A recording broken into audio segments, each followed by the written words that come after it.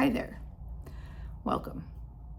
If you're a woman living in constant chronic pain, if you feel like your doctors just aren't seeing the whole picture, I want you to take a deep breath. You found your safe space, and you are not alone anymore. My name is Allison, and I'm your new pain pal.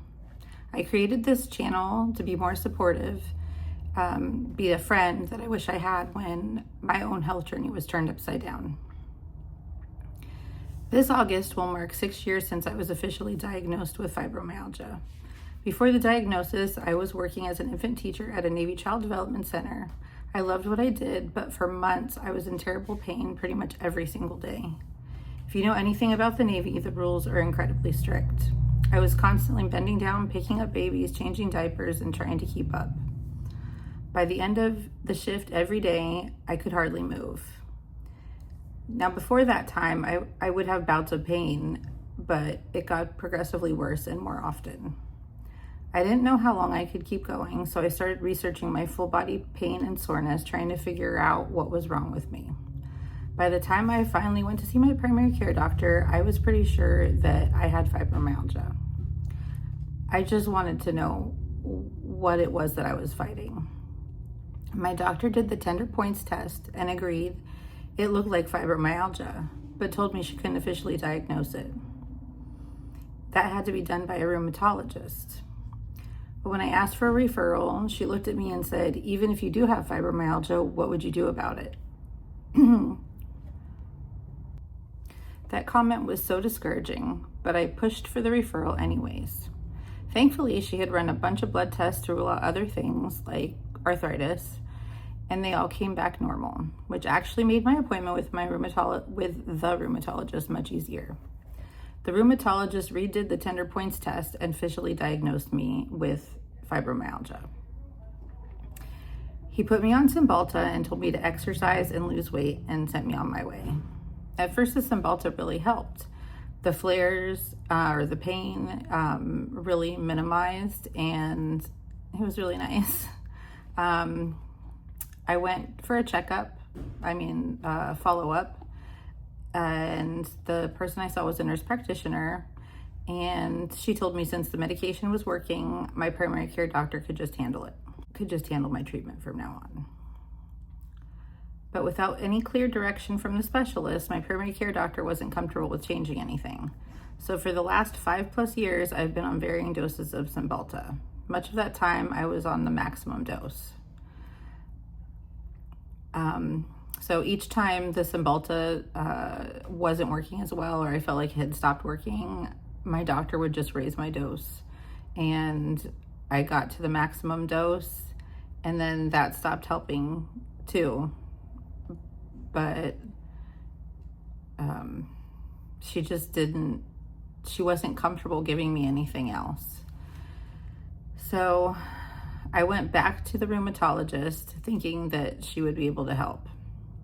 She didn't.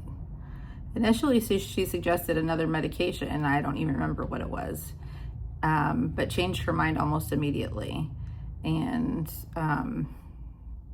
basically nothing. I didn't get anything from that visit. So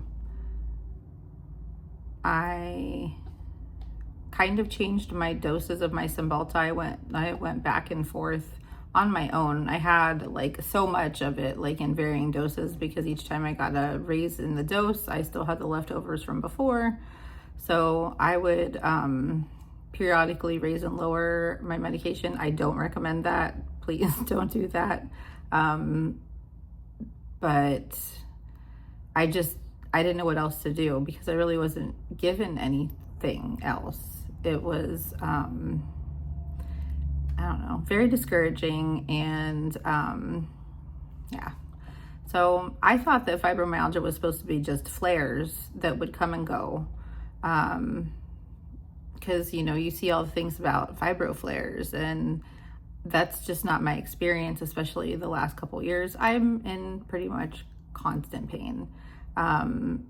It's in different places, but right now my right elbow hurts really bad, and it's supposedly tennis elbow, but the pain doesn't go away. It just gets really bad and then not so bad.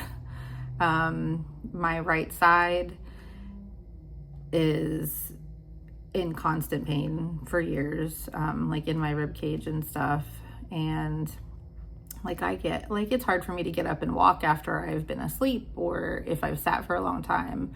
It's a constant battle for me to just get up and go. Once I'm moving around, it's not so bad.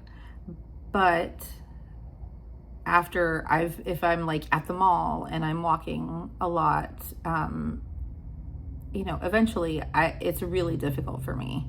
So I'll have to like sit down or lean on something, and the back pain and the pelvic pain and like all the pain, it's just so bad. And it's a constant struggle. There's no flares. I mean, I guess there's flares where like it's really, really bad and then it's not so bad. I'm sharing this because women's health is often minimized, dismissed, or determined to be all in our heads. We're told to just live with it. But you shouldn't have to navigate this completely in the dark. On the Pain Pal, we're going to talk about the reality of living with chronic pain, but we're also going to share practical strategies to make daily life easier. This isn't just my channel, it's a community, a place where we can lift each other up on the hard days and find answers together. If you're ready to find some comfort, validation, and a true pal in your pain journey, please hit that subscribe button. Introduce yourself in the comments below and let me know what diagnosis or symptoms you are fighting. Thank you so much for watching. Take gentle care of yourself, and I'll see you in the next video.